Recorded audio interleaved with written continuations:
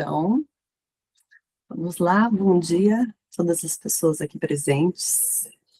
Uma alegria estar aqui hoje para a gente discutir esse tema aí com duas pesquisadoras tão legais, com tantas pessoas bacanas aqui junto. Então, eu vou começar, gente, apresentando o GPEF, para quem está chegando aí pela primeira vez, né? O mesmo para quem já acompanha a gente há um tempo. O GPEF ele foi criado em 2018 por algumas pesquisadoras da área de filosofia e psicanálise, e o grupo de estudos, pesquisas e escritas feministas, ele é um coletivo feminista que produz textos e discute ideias dentro e fora da academia, assim como consolida e difunde produções de outras mulheres. Nós queremos que pautas feministas interseccionais de classe, raça e gênero alcancem esferas sociais, políticas, econômicas e culturais, que estão em grande parte restritas a poderes alinhados ao patriarcado. Em certa medida, transformar e dar corpo a essa produção significa buscar lugares mais igualitários, múltiplos e complexos de participação, nos quais as mais variadas formas de linguagem e as mais diversas vozes possam circular e ocupar áreas de poder, né? Porque a gente tem relação direta com o tema que a gente vai discutir hoje. Essa malha, tecida conjuntamente, estabelece laços com outras pessoas individualmente e com outros coletivos, redes e instituições parceiras. Esses interesses comuns e singulares produzem iniciativas como cursos, seminários, eventos, traduções, publicações e projetos diversos. Isso aí está lá no nosso site, quem quiser dar uma olhada, GPEF Online. A gente tem muita coisa acontecendo sempre, né? E o Ler e Escrever Feministas, que a gente está realizando hoje, é uma delas, né? Então, a gente tem convidadas de fora, muitas vezes, né? Como a gente teve no último LEF, que foi maravilhoso, sobre cinema e psicanálise, a leitura feminista de Teresa de Lauretti sobre desejo narrativa, que é uma atividade vinculada ao núcleo de tradução, e hoje a gente está aqui com a Ana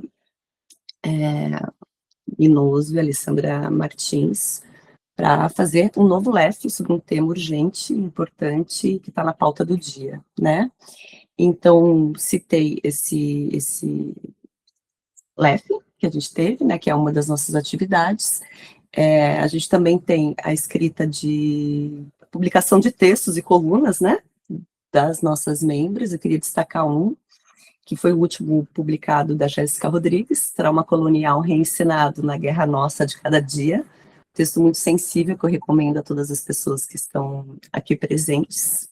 E nós temos várias atividades, vou apresentar rapidamente para a gente poder ir para a discussão, né? Eu começo apresentando, então, o grupo de estudo da Bell Hooks, que é coordenado pela Jéssica Rodrigues, e começo apresentando ele porque é o grupo ao qual eu estou mais diretamente vinculada nesse momento. A gente tem o projeto Tertúlias, que é o grupo de estudos de gênero, raça e classe, um projeto muito querido, um dos mais antigos, né, do GPEF.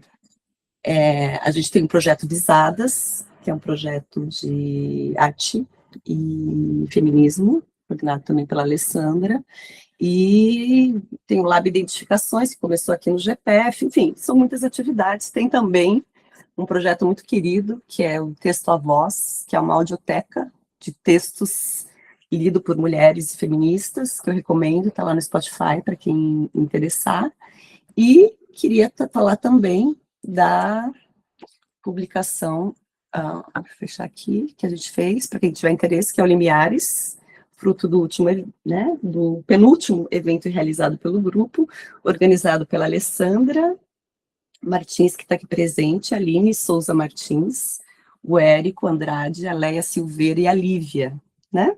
É um livro muito legal, que eu acho que situa um pouco para a gente poder poder passar para a discussão. Tem 3 partes, né? Primeiro, limiares entre psicanálise e feminismos, muito legal. Segundo, limiares da teoria do reconhecimento na clínica. E um terceiro, que é limiares das questões raciais interpelando a psicanálise, né? Eu acho que dá aí um ponto de partida para o que a gente vai poder discutir hoje. Peraí, tem pessoal pedindo para entrar.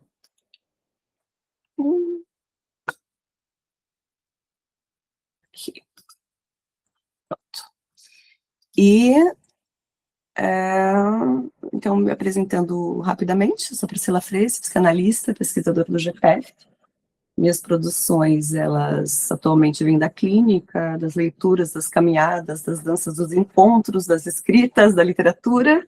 Estou sempre bordejando, imaginando a academia, planejando há 10 anos fazer um pós-doc e podendo sustentar esse bordejar por ter um sustento do meu trabalho que vem da clínica psicanalítica, né? Sou de Curitiba, lugar onde eu fiz a minha formação em psicanálise, doutorado aqui em São Paulo e moro em São Paulo aqui desde 2019. Vou apresentar agora as nossas faladoras, né, palestrantes. A Ana Minoso, ela me disse que, que eu poderia apresentá-la como psicanalista e pesquisadora do GPF, apenas, mas acho que é bem legal, né, para quem vai escutar, saber dos lugares por onde se circula, e né? Então, eu vou falar tudo, tá? Está escrito aqui. A Ana Minoso é psicanalista, pesquisadora em Londres, Reino Unido, doutora e mestre em psicologia e estudos psicossociais pela Universidade de Londres, Birkbeck, e membro do The Site for the Contemporary Psychoanalysis. Atualmente, entrega o projeto de pesquisas não sei, na Universidade de Essex, como pós-doutoranda. Sua pesquisa cruza os campos das humanidades médicas, práticas feministas, filosofia e psicanálise. Seu livro, Ansiedade com Vibração, uma cartografia psicossocial, foi publicado em 2024, tem livre acesso, né? Para quem quiser ler. É um livro, eu comecei pela Ana, apresentando a Ana, porque como o projeto do Esquerdo Machos é da Alessandra, a Ana está aqui como convidada, né? Então, agora eu vou apresentar. E a Ana, ela tem uma coisa, assim, que é um erotismo cartográfico, generoso e transbordante, né? Eu acho que vale mais do que qualquer currículo. E vou apresentar a Alessandra também, que atualmente, as duas que estão aqui presentes estão lá desde o começo, né? GPF. Alessandra, peraí, deixa eu autorizar a entrada aqui. Deixa alguém que está pedindo. Já está autorizada. Automaticamente. A Alessandra é atualmente psicanalista, pesquisadora com bolsa Pesquisa Jovem Pesquisador da FAPESP, pela FEFELESH, Unifesp e Cátedra Eduardo Said, doutora em Psicologia Social e do Trabalho pela Universidade de São Paulo, com um período de sanduíche na Alemanha, Berlim, mestre em Psicologia Clínica pela Pontifícia Universidade Católica, formada em Filosofia pela USP, em Psicologia pela PUC, e em sua pesquisa de pós-doutorado, com várias instituições citadas acima, dedicou-se ao estudo da categoria de estrangeiro em Freud e Walter Benjamin. É membro do GT de Filosofia e Psicanálise da ANPOF, do GPF, e autora de breve História da Carne e Teoria Estética na obra freudiana, no Prelo, entre outros, né? Assim como a Ana Minoso é a vibração da ansiedade como vibração, a breve História da Carne da Alessandra é a Alessandra, né? Com essa coisa obstinada, decidida e corajosa, insistente, né? Que faz com que a palavra siga circulando. Então, uma alegria enorme que vocês estejam aqui hoje, estar aqui junto com vocês. E, então, eu passo a palavra para a gente discutir os esquerdo machos, que meme que virou assunto. Bora lá? Vamos. Gente, uma alegria estar aqui. Queria agradecer todo mundo que está no sábado de manhã escutando a gente, querendo discutir, conversar. Queria agradecer a Pri, que organizou essa apresentação bonita, e a Ana, que dividiu essas inquietações comigo desde o podcast. Essa coisa, né, da persistência, tal, tem queria contar isso para vocês.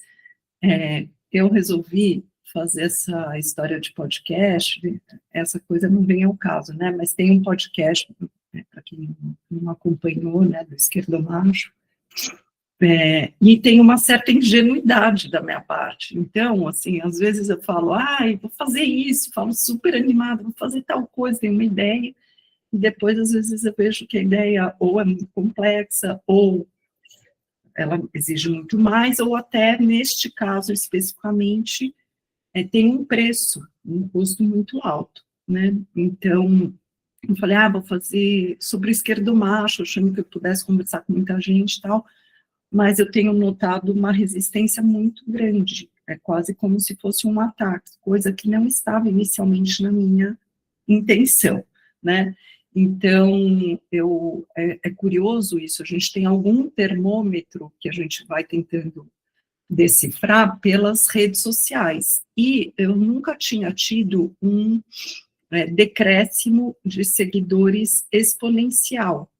E desta vez, com o podcast, eu tive uma adesão exponencial, mas não tão exponencial quanto, por exemplo, obviamente, aparecer em algum lugar, algum canal, muita gente, né? Por exemplo, quando você está vinculado a algum lugar, mas a queda foi exponencial, me chamou muito a atenção. Eu não estava achando que eu estava ofendendo alguém, mas parece que sim. Então, eu vou recuperar isso, né? Porque o esquerdomacho é um xiste, no sentido freudiano mais clássico do termo. Queria recuperar o que é um xiste. Só para situar, antes de entrar aqui, eu vou falar, então, sobre esse xiste, né, o esquerdomacho como xiste, e vou falar sobre duas camadas que eu pude pensar mais detidamente sobre o que é o esquerdomacho. Uma é a categoria de revolução e a outra de trabalho. E depois a Ana, acho que vai situar a questão do assédio sexual e de uma fratria, né, entre homens, que não tem a ver com a natureza, essência, homem, né, natural, mas com uma posição, e um certo acordo, uma aliança que se forma. Aí ela vai falar com o referencial dela, feminista, que eu acho que vai ser muito interessante. Eu vou situar esses pontos de uma forma mais recuperando algo da tradição. Então, o xiste, só para a gente recuperar, ele tem a ver, né, o Freud vai enumerando várias referências filosóficas do xiste, e são muitos elementos. Depois ele organiza. E por que ele organiza? Isso eu acho que é o que eu quero fazer com o xiste de esquerdomacho. Porque tem, assim, algo a ser dito para além da brincadeira, né? O Freud tem outro texto que é sobre o humor, e o humor tem a ver com uma posição narcísica, né? Apesar de tudo, eu me mantenho em pé. Então, o cara está indo para a guilhotina, esse é o maior exemplo, mas ele faz uma piada, né? Não perde a chance. Só que é para se manter em pé ali, né? E eu não tenho, assim, essa parte narcísica não me interessa sobre o esquerdomacho, só fazer uma piadinha e sair, porque eu acho que tem realmente questões importantes. Então, o xiste, ele tem a ver com a condensação de termos, né? Lá no Freud a gente vê o familionaire, que é a família com milionário, com uma série de desdobramentos sociais, políticos, enfim, no interior deste termo condensado, tem a questão da brevidade, quando se reúne dois termos, já faz uma piada, né, que se torna breve, mas ela está condensada de várias camadas, são contrários e, ao mesmo tempo, tem uma semelhança, né, entre os termos condensados, tem um corte dos termos condensados, né, nessa dessemelhança, e, ao mesmo tempo, tem algo que os aproxima. Tem um juízo lúdico que aponta para um caráter formal, do ponto de vista da estética. A estética trata das formas. Então, qual é essa forma do esquerdomacho, que é o que nos interessa, né? Será que ela pode ficar numa configuração apenas estética, formal, ou a gente tem que ir para o conteúdo? Eu quero ir para o conteúdo, né? E tem uma estupefação e, ao mesmo tempo, um aclaramento do que acontece. Ela revela coisas, né? O xiste revela coisas e também causa uma surpresa. Então, eu acho que tem tudo isso no xiste esquerdomacho, né? E o Freud também fala que, às vezes, revela aspectos da sexualidade, da raiva, de uma dimensão social, de uma dimensão política. Então, a gente pode ver tudo isso aqui como é, né, para o esquerdo macho. Então, o que estaria em jogo se a gente fosse para o conteúdo, né, o que estaria em jogo? Vou ler para vocês uma coisa aqui, que eu fui pensando, porque o Freud vai desdobrando, e fala, não basta falar que é tudo isso, como ele recorreu aos filósofos para falar, mas tem algo que a gente tem que desdobrar dessa condensação. E do que eu consegui pensar de desdobramento, né?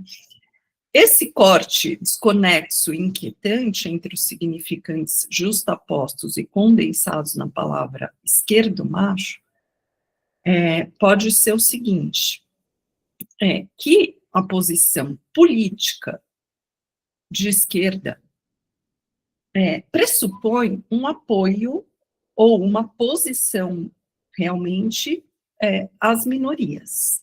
Mas, paradoxalmente, neste termo indica que esta posição à esquerda preserva um traço machista, macho, né? A palavra é macho que está lá. Ou seja, o que é macho? Macho é um termo biológico, esquerda é um termo político. Isso é um contrassenso, tem esse paradoxo. A política vem da polis, né, grega. Então, assim, é o discurso, é onde circula o logos, o discurso, é a palavra. E o macho tem a ver com uma dimensão biológica, da natureza, das necessidades, e não do discurso, né? E esses dois elementos juntos, que causam essa perturbação, a gente vai vendo que está a serviço de uma proteção de poderes, privilégios, acúmulo de capital, né, acúmulo de poder, enfim, ao invés da igualdade de emancipação que a esquerda alega representar. Ainda por cima, nesses xistes que aparecem na internet, que são engraçados, né, tem algo mais insidioso ainda, que é o fato de que todos esses discursos que absorvem os marcadores sociais de classe, raça e gênero, eles são mais ou menos incorporados numa performance, mas a serviço desses poderes da manutenção de privilégios, etc. Né? Então, é tudo isso que está em jogo no xiste que reúne esquerdo e macho. Lembrando também que, assim, esquerda, nessa dimensão política, né, uma posição claramente discursiva, etc. O macho, que tem a ver com o biológico ou com a natureza, assim, qual a ideologia de uma direita? Ela é a natureza, ela é o biológico, né? Porque homem é homem, mulher é mulher, não pode aborto, tudo isso vem de um elemento natural, né? O que Deus fez, assim, como natureza, né? Então, a gente acaba aproximando, inclusive, a esquerda de uma direita, aqui, né? Recorrendo à ideologia natureza, porque não tem natureza, né? Assim, pura. Isso é ideológico da direita, tudo bem? Então, essa é uma primeira parte. Acontece que a brincadeira tem limites, né? Então, o que a gente, nós como feministas, a gente observa como uma posição que valeria a pena, e foi a minha intenção, quando eu fiz o podcast, conversar, fazer circular, que por mais que tenha uma posição de esquerda alegando uma luta pela igualdade, a gente ainda observa uma certa desqualificação dos trabalhos de mulheres, que pode ter uma conotação sexual, pode ter uma conotação de desprezo pelos resultados do trabalho, né? A gente observa apagamentos dos trabalhos, né? Ainda uma hierarquia, então as mulheres fazem, às vezes, de secretárias de homens como algo muito natural, né? Muitas vezes assédio sexual, que do meu ponto de vista ainda tem a ver com o trabalho, porque é reduzir a mulher à esfera do corpo, né, sedutor, ou que tá nesse lugar, né, então, assim, quando eu reduzo alguém ao lugar do corpo, eu desqualifico o que está se manifestando naquela relação, que talvez seja uma relação de trabalho com poderes diferentes, etc. tem também algo de uma abstração, então fala num lugar abstrato e neutro, quando na verdade sempre há uma posição, como nós sabemos pelos marcadores sociais, e que a branquitude heterossexual, cis, né, e do homem branco e tal, isso não é abstrato, né.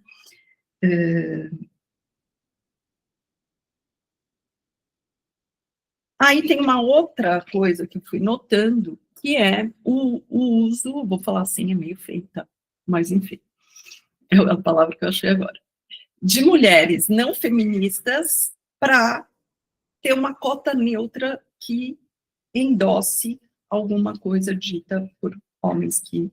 Então, assim, às vezes tem cotas ocupadas por mulheres que endossam certas posições, né? Então, isso é horrível, mas acontece.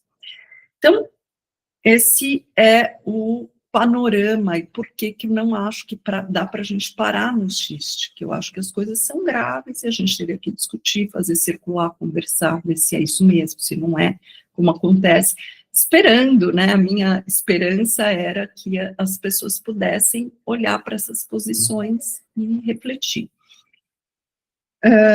Mas, enfim, eu notei que tem realmente essa resistência. Aí então eu resolvi, ao invés de recuar, né, nossa, estou ofendendo, né, tá ruim, eu acho que mais interessante avançar, quando a gente vê um campo que é importante.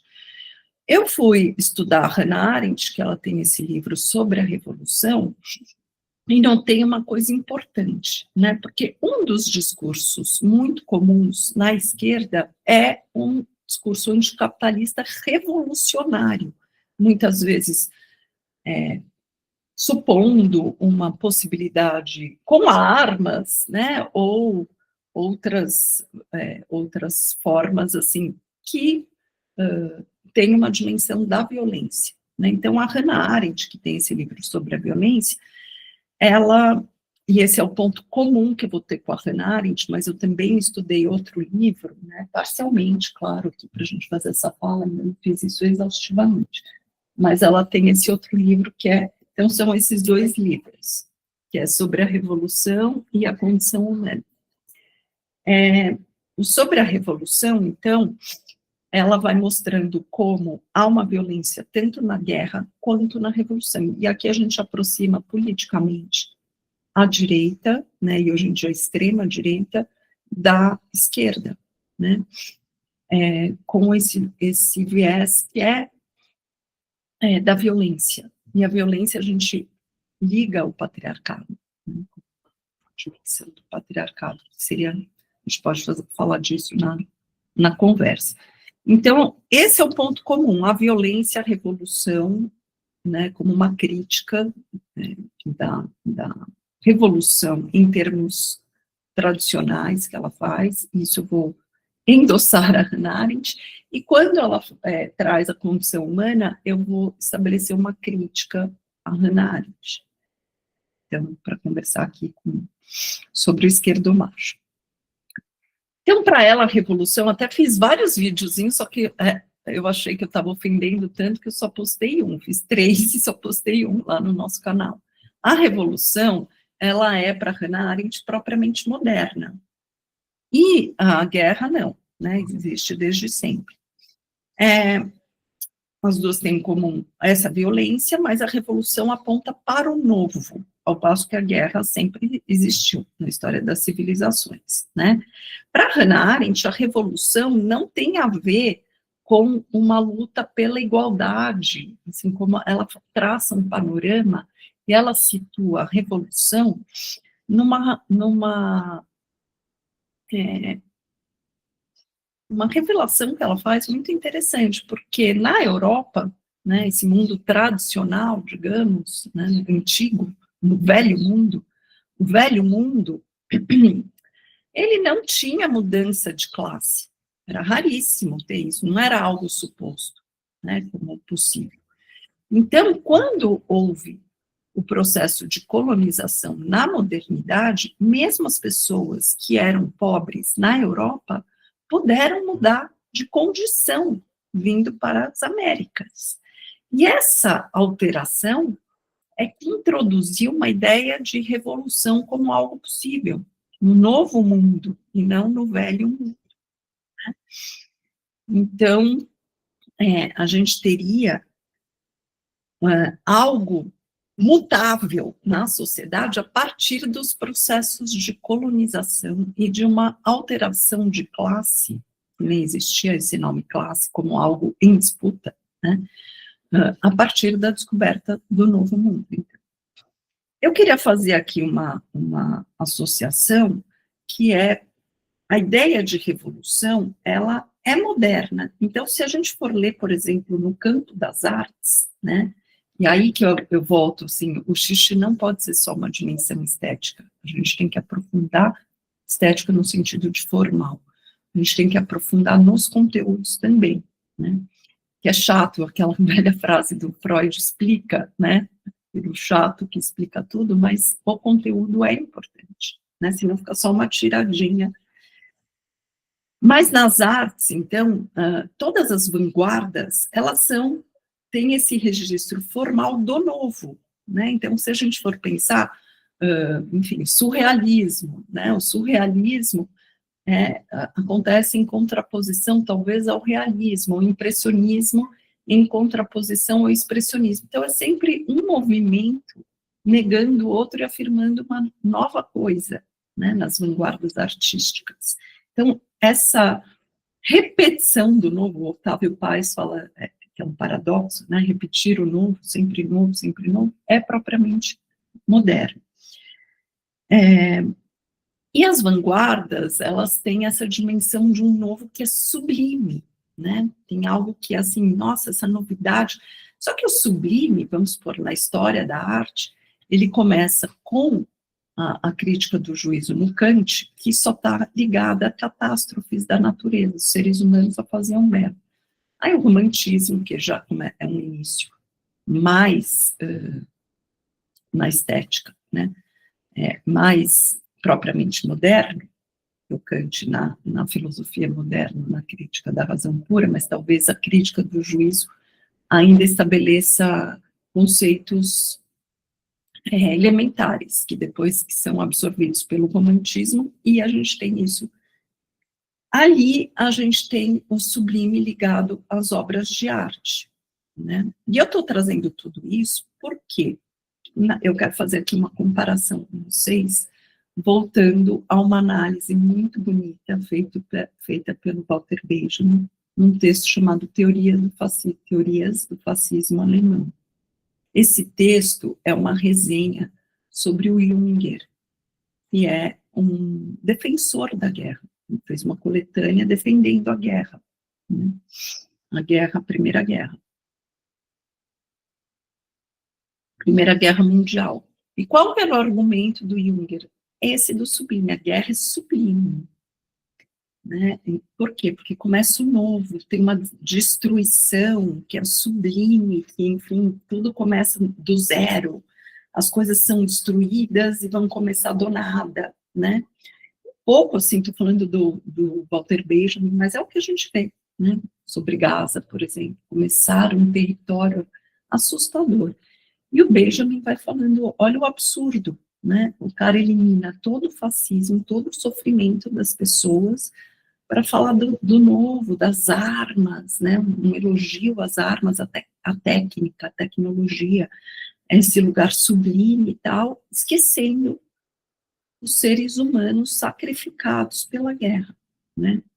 E eu queria dizer que a gente pode pensar a mesma coisa sobre esse ideal da revolução na esquerda, né, o que está em jogo, porque existem revoluções contra revoluções, assim, a violência ela já está indicada desde esses tempos que a Revolução, de fato, fez muita coisa, né? A Revolução Francesa começou muita coisa, mas será que hoje ainda seria o caso de a gente defender esse lugar, né? Na própria Revolução Francesa teve o seu período de terror, né? A gente sabe da contra-revolução, ou se a gente pensar em revolução, são esses termos violentos, ou por um lugar que a Ana defende muito, da suavidade, né, de cuidar do dia a dia, um tipo de revolução da manutenção da vida de um lugar que a gente aprende realmente com o feminino e com o feminismo, né? Mas tradicionalmente com o feminino, sim, né?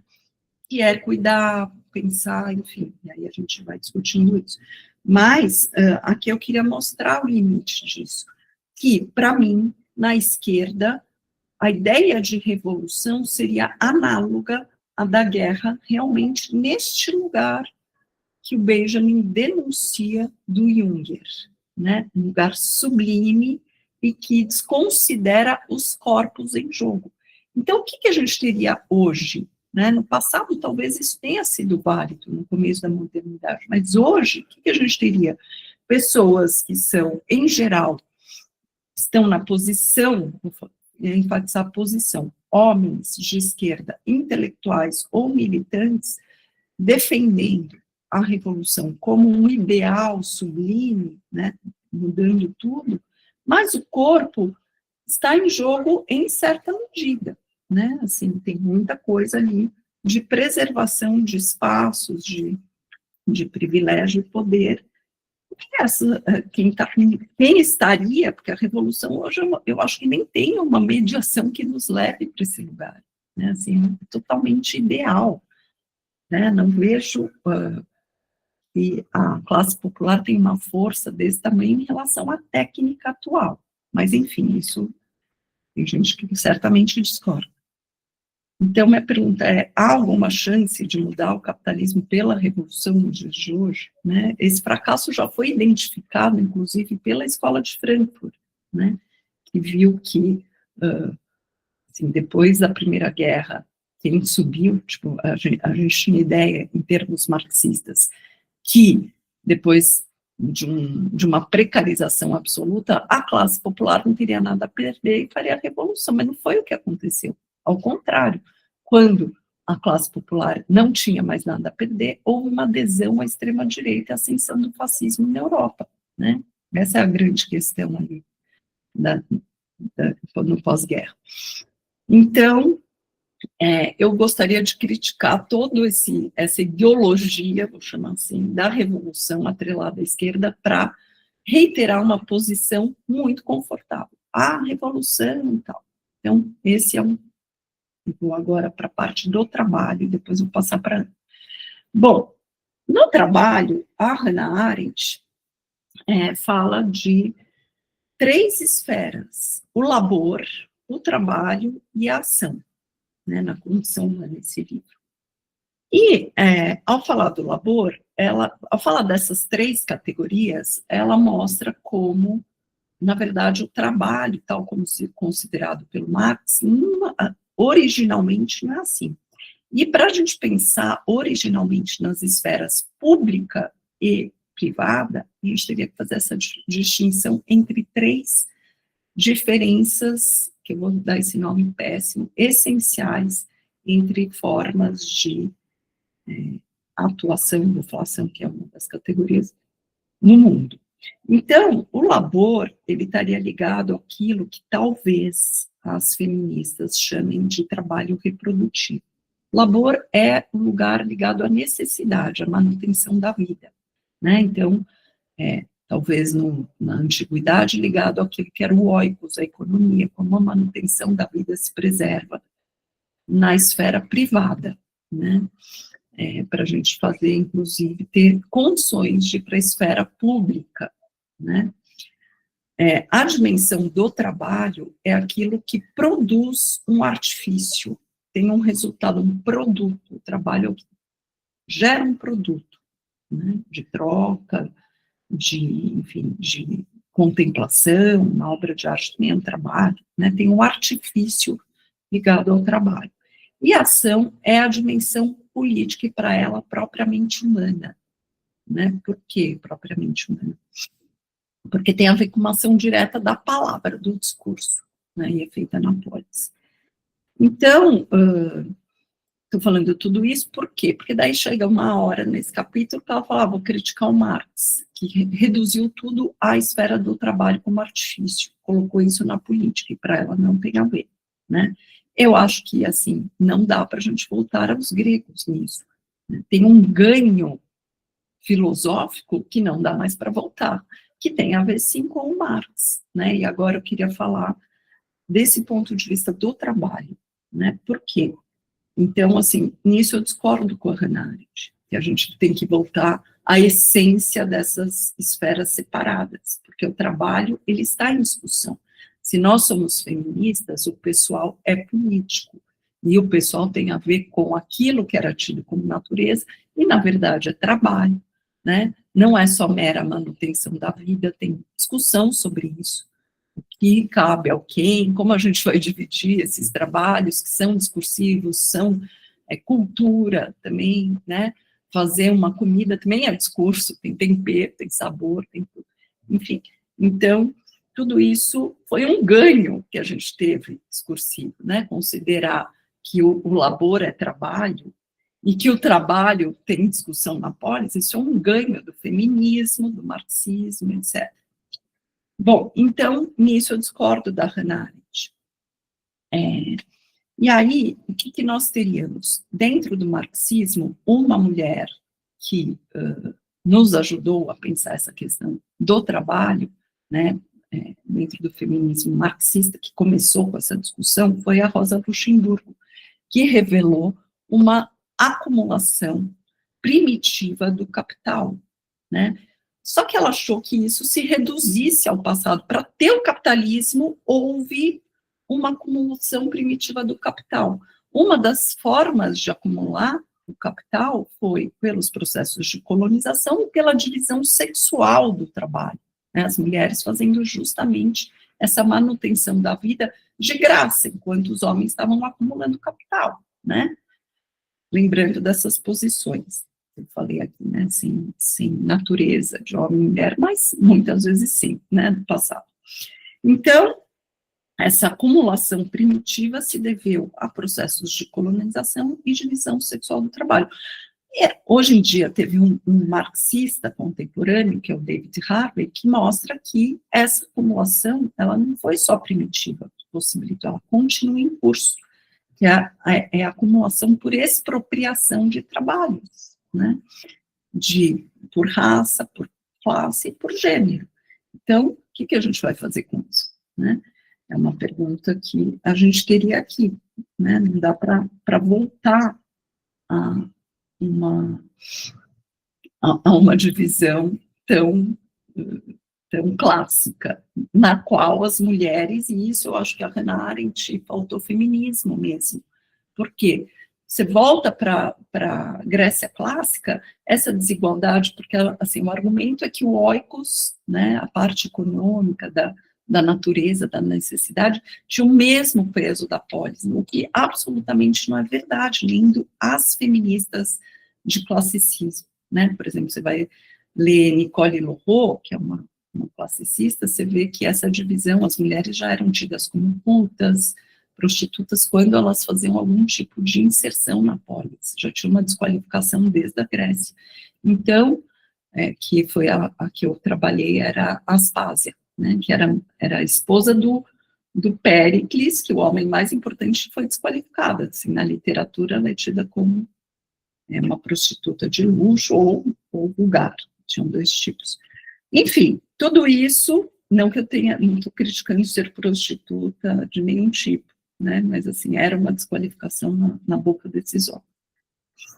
Então, tudo isso para dizer o quê? Que esses trabalhos que o esquerdomacho vai desqualificando, né, na academia ou na política, fazendo muitas estratégias, assédio sexual, né, desqualificando a mulher como mero corpo, falando,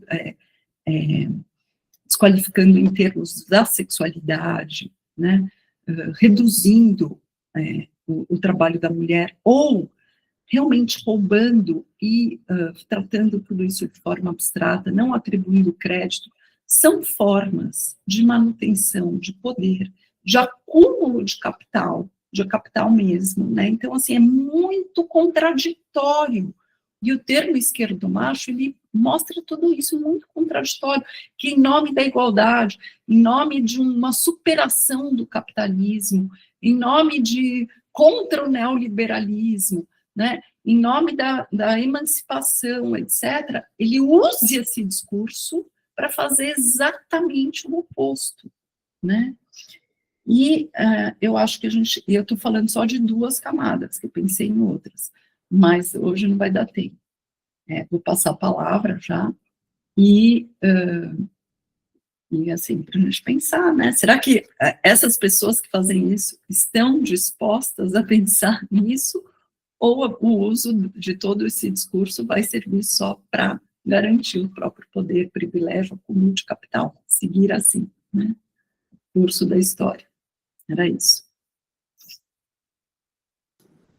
Obrigada, Alessandra, pela sua fala, sempre corajosa, polêmica, e aberta a muitos aspectos de discussão, né? Aí um pedacinho que eu não li do site, né, do propósito do GPF: queremos abarcar críticas, discordâncias e diferenças como aspectos construtivos, estimulantes e profícuo ao desenvolvimento de todas as nossas atividades, né? As tensões e convergências discursivas e a pluralidade de pensamentos e posições são importantes, né, para que as mais variadas amplas formas de vida sociopolítica e cultural possam existir no Brasil, né? Até porque eu sei que dentro do próprio grupo teriam muitas divergências e discussões, né, a partir dessa sua posição. Muito obrigada. Eu esqueci de falar uma coisinha só, uma frase, juro. Não, porque só queria falar isso, existe um argumento, né, que as feministas querem dividir a luta. Eu acho que é importante a gente falar sobre isso, né? A luta qual? Seria de classe, né? Dentro da militância política e vou falar com muitas aspas, porque isso é toda uma discussão, da classe intelectual, né? O que a gente vê? Houve realmente uma precarização do trabalho. Eu até tratei disso num outro texto, né? O lugar do intelectual ao longo da história, de um lugar preservado, etc. Houve uma precarização do trabalho, mas não foi por conta da divisão, assim, disputa de poder, foi por conta da técnica, né? Então, assim, hoje em dia a técnica substituiu os seres humanos, inclusive, deu mais trabalho, ocupação burocrática, sei lá, né? Então, a técnica realmente precarizou. E, por outro lado, a técnica deu voz, pela internet, tudo isso deu voz a outras esferas que não tinham voz, né? Então, quem quer dividir a luta, me parece, é quem resiste a essa realidade, de que houve a precarização, tem outras vozes, né, que estão podendo falar, e que isso teria que ser reunido e não desqualificado, né, assim, as feministas querem dividir, a histeria, ou não sei o que lá, enfim, só para situar isso também. Obrigada, Alessandra. Ana? Oi, gente. Obrigada, Lê, por começar a nossa conversa. Muito obrigada, Pri, pela apresentação tão linda que você está fazendo hoje, assim, do nosso espaço. E obrigada para todas as colegas, as companheiras que estão aqui com a gente hoje. Eu preparei slides. Eu gosto de fazer assim. E aí, deixa eu compartilhar também. Vocês me dizem se está legal de ver? Tá? Beleza. Então tá. Bom, só para começar, eu gostaria de fazer uma pequena nota sobre o meu método, assim, de pensamento, de fala, que é um método também feminista, que é esse método que tem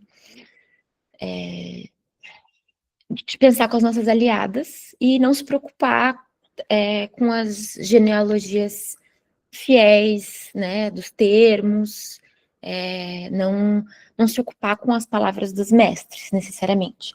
Eu gosto de pensar também, mais recentemente, com esse texto da Ursula Le Guin, que eu não esqueci o nome, mas é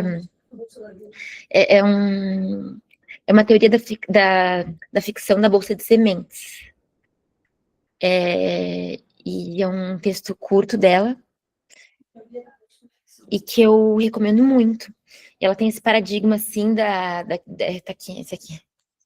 Muito, muito bom. É um textinho que influenciou muito as feministas, como a Donna Haraway, e etc. Nesse texto, ela fala sobre aquele lugar de quem coletava sementes todo dia ali, e quem ia caçar. E ela fala, mas na verdade, se a gente for estudar, a vida foi mantida, a alimentação pré-histórica era mantida muito mais por coleta de sementes do que pela carne. Só que quem ia lá caçar, voltava lá à noite para a fogueira e ficava hablando grandes histórias de batalha, de heroísmo, enquanto quem estava ali todo dia pegando uma sementinha de aveia, não tinha muita coisa para contar. E ela conta sobre esse lugar das estruturas narrativas. Eu acho isso muito bonito. Nessa teoria dela, ela fala sobre essa primeira tecnologia, que é a bolsa de sementes. A bolsa de sementes é a primeira tecnologia que mantém a vida nesse lugar do feminismo vivível. E a Donna Haraway vai chamar, inclusive, a bolsa da primeira tecnologia feminista. Eu acho legal a gente pensar na estrutura do pensamento, do texto, de como a gente pensa nas questões também por aí. Só para dar um disclaimer, assim, porque eu vou falar com vários nomes, não necessariamente eu penso só com esses, mas esses que vieram hoje na Bolsa. Bom, tem talvez uma ideia de feminismo que eu carrego com as nossas aliadas, que é essa posição de interpelação constante de todos os discursos e práticas em que há relações de poder, em que tem exercício de opressão e de todas as formas e dinâmicas da reprodução social. Como a vida continua e o que está em jogo. O feminismo como esse ponto que interpela tudo isso. Então, é óbvio que por essa via não existiria nenhum tipo de feminismo feminista que seria um feminismo exclusivo, né? Um feminismo que não seja transfeminista, um feminismo que não seja anticapitalista, um feminismo que não seja antirracista e etc. Bom, e o feminismo, por esse ponto, também é essencialmente um projeto de emancipação coletiva. E eu acho muito importante a gente resgatar o feminismo da palavra de gênero só, que pode não ser uma palavra feminista. Também por não criticar, de fato, a estrutura das relações de poder, né? Dessa forma mais radical. O feminismo, enquanto projeto de emancipação coletiva, requer também as estratégias que a gente vai formando para um projeto de desalienação, né? Compreendendo que essa construção de mundo patriarcal, cis, heterocolonial, é um lugar alienado da vida. É o caçador que está lá contando a história, blando, mas na verdade não está fazendo grandes diferenças para a manutenção da vida, e pelo contrário, está preso a ideias muito mortíferas. Isso a gente vê todo segundo ao nosso redor, né? E, assim, com as minhas aliadas, eu penso que o feminismo é também um comprometimento ético com os futuros possíveis e vivíveis. E eu acho interessante a gente pensar na ideia de futuro de presente, também feminista, pegando um pouco do fio que a Ale também nos lançou, super importante essa ideia de revolução, essa linearidade do tempo, essa teleologia imaginária, que é uma estética do pensamento extremamente colonial também, né?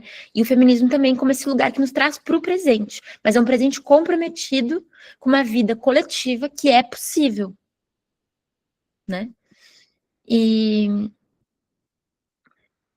claro, a Ale também mencionou, para quem, todas nós que temos né, uma formação que a gente passou pelas feministas marxistas, a gente compreende que tem um trabalho enorme sobre a questão da reprodução social, como a vida se mantém. Eu acho que enquanto feminista isso é uma questão nossa também. A gente pode ter todas essas ideias, mas que tipo de reprodução social eu também estou engajada, né?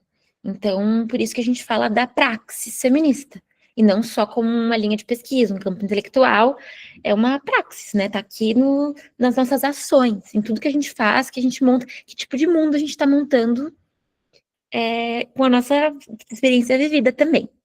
E claro, a reprodução social, a gente trazendo desses grandes trabalhos sobre essa questão feminista, ela é material e simbólica também, né? Ali estava falando das desqualificações, enfim, e todas as questões materiais dos corpos que criaram trabalhadores, e criaram também mais corpos escravizáveis, né, num certo momento, ou matáveis, né.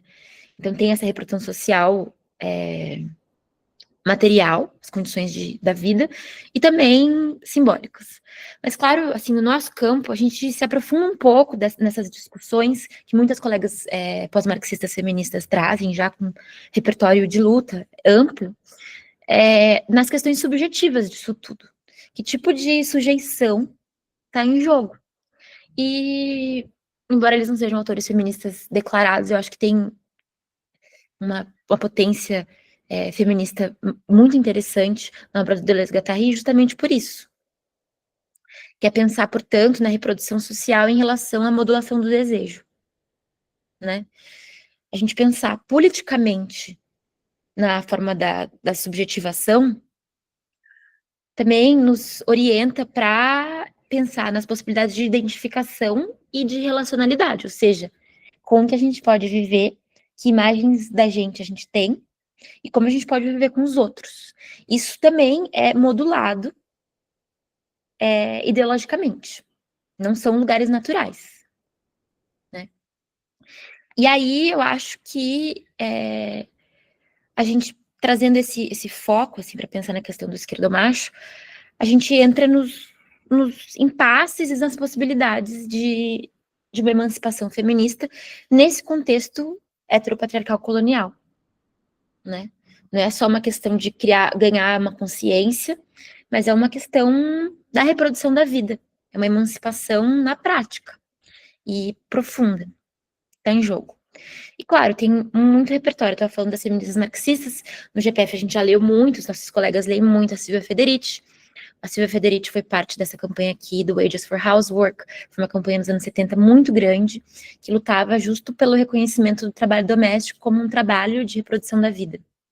E em vários contextos, em vários países, a garantia dessa posição é muito precária e tem uma divisão de trabalho, de acesso ao trabalho, que ainda deixa, por exemplo, na Inglaterra, esse país riquíssimo, não existe acesso amplo à creche até os 3 anos de graça. Tem acesso limitado em ocasiões específicas, se tu tem acesso a outros tipos de amparos sociais, mas não tem creche até os 3 anos. Ou seja, isso é uma questão feminista fundamental. Porque alguém tem, ou tu é rico, e tu está expropriando o trabalho, de geralmente alguém imigrante, ou tu fica em casa. Então, já no começo aí da vida, da reprodução, assim, literalmente, tem uma questão feminista que, assim, já faz 50 anos que o movimento feminista tem um repertório para explicar isso, e nas leis a gente está muito atrás. Bom, a questão do gênero.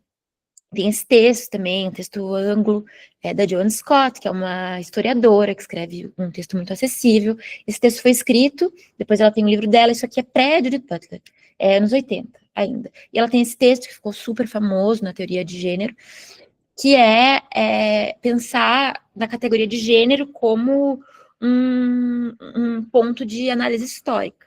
E ela faz esse argumento bem básico, assim, mas é tão legal, é elementar e legal, porque ela fala, tá, o que é o masculino e feminino? Aí ela olha para diferentes lugares do mundo, diferentes contextos históricos, e ela fala, não existe masculino e feminino. Os atributos de um e de outro são totalmente intercambiáveis se a gente muda de lugar e tempo. Agora, o que fica é uma relação de poder. Todos os atributos masculinos, eles estão sendo valorizados para um sistema político de expropriação dos valores femininos. Ou seja, o caçador e a coleta de semente. Bom, a gente tem um repertório muito grande, né, para pensar essas questões da reprodução social e a questão do gênero. Eu acho que está no momento também da gente resgatar a politização do feminismo e não só do paradigma de gênero. Porque eu acho que esse paradigma já há 40 anos começa a nos deixar, talvez, num lugar precário de disputa do que é a questão feminista amplamente falando. Bom, um ponto que eu gostaria de trazer, pensando no esquerdomacho, é esse do trauma transgeracional, que se ocupa né, pensando na questão social do trauma transgeracional, que se ocupa em pensar em quem que paga o preço e como que a gente paga o preço da reprodução social desse mundo heteropatriarcal colonial. Tem algumas autoras que me ajudam muito a pensar nesse lugar. Uma é a Denise Ferreira da Silva, que é uma filósofa que veio do direito, muito erudita, brasileira, e outra é a Rose Braidotti. E elas estão falando de coisas diferentes, mas são muito legais pra gente, assim. A Denise Ferreira da Silva fala do eu transparente. O eu transparente que dá o aporte para todo o sistema de pensamento da modernidade, inclusive a psicanálise. E a Rose Braidotti fala do um. Esse lugar do um. Esse lugar do transparente, do um, ele só existe, ele se sustenta através da exclusão do que não é eu. É esse lugar binário que é baseado na expropriação e numa relação de poder. E aí, se a gente pensa na questão do trauma transgeracional, colonial e patriarcal, eu acho que a gente me ajuda muito a entender o que é a questão do feminismo hoje, como a questão, né, da desalienação colonial também, como uma questão coletiva, de emancipação coletiva. Se a gente pensa que, seguindo, isso é uma ideia da Rita Segato, que a masculinidade é construída a partir da possibilidade da injunção do estupro, então a gente está num lugar que não necessariamente tem que ter acontecido comigo. Eu não precisei passar pessoalmente por essa violência literal, mas eu estou emaranhada num sistema baseado na injunção do estupro. Então, diz a mim, porque acontece comigo, junto a mim, o tempo inteiro. É a mesma coisa que o trauma colonial, né? Depois de milhões de anos que vieram os estudos da branquitude, tralalá, que fala, tá, todo mundo está envolvido na questão colonial. Não tem quem tá fora dessa lógica, porque é uma questão estruturante da reprodução social. E, como a Lê falou, não ficou no passado. Acontece, se renova diariamente, em todas as ações. Igual a Judith Butler fala, repete, repete, repete, até que ela fala que fica tão natural. Né? A teoria da performatividade dela lá de 1990 é essa. E eu gostaria muito de trabalhar com essa ideia dos traumas transgeracionais e botar a posição da luta feminista como uma questão séria de trauma transgeracional. Né? Tudo que nos é transmitido através dessa injunção do estupro. Para pensar nessas questões, tem 3 textos assim, que eu acho que são super legais. Tem a Julieta Paredes é muito interessante. Ela é uma feminista anarquista, lésbica, aimara, né, da Bolívia, e ela é desse grupo do feminismo comunitário. O feminismo comunitário é muito interessante na constelação de feminismos decoloniais. Ela fala da conjuntura de patriarcados. Que em cada micro existe uma conjuntura de várias formas do patriarcado. E a gente tem que dar conta dela no micro. Mas assim, camadas e camadas de ordens patriarcais. E a Rita Segato se inspira muito nela para criar essa teoria, que é uma teoria, enfim, que dentro do feminismo decolonial é muito polêmica. E, de novo, por que a questão de gênero não dá conta só disso, entendeu? A Rita Segato fala que acontece aqui, a teoria dela, com a Julieta Paredes, né, essa feminista aimara, ela fala, já existia, sim, um patriarcado de baixa intensidade pré-colonização na América Latina. Né? O patriarcado não é só, não chega só com a colonização, já existia uma relação de poder e uma relação que não era ok. Só que o que acontece? Com a colonização, a gente fica presa num patriarcado que ela chama de alta potência. Porque essa junção das formas patriarcais. Isso eu acho muito interessante para pensar tanto na América Latina quanto no continente africano, que são os 2 lugares do mundo onde mais tem feminicídio, né? A Ásia, por números, por muitos anos, teve números muito altos, principalmente em um lugar como a Índia, que é uma questão parecida, né? Essa justaposição colonial. Agora, na América Latina, de números oficiais, assim, se a gente vê os dados, eu para escrever um trabalho esses tempos, eu fiquei olhando para esses dados, é 11 mulheres por dia na América Latina que sofrem feminicídio. Então, um crime reconhecido como feminicídio. Quantas outras não são? Óbvio que são muito mais. São 4.000 mulheres por ano na nossa região. E até, assim, esse dado mudou, mas até quando eu estava escrevendo isso em 2021, 2022, quando eu tinha os últimos dados, 97% das mulheres na América Latina não têm acesso à autonomia reprodutiva. Melhorou porque a Argentina e a Colômbia e só a Cidade do México fizeram uma legislação nova sobre o aborto, né? E o único lugar da América Latina inteira que o aborto é livre, autônomo, mesmo que não tem quantidade de semanas, por exemplo, situações específicas, é Cuba, que as mulheres têm realmente autonomia reprodutiva. Então tem algo do nosso continente que tem que ser pensado nas suas especificidades.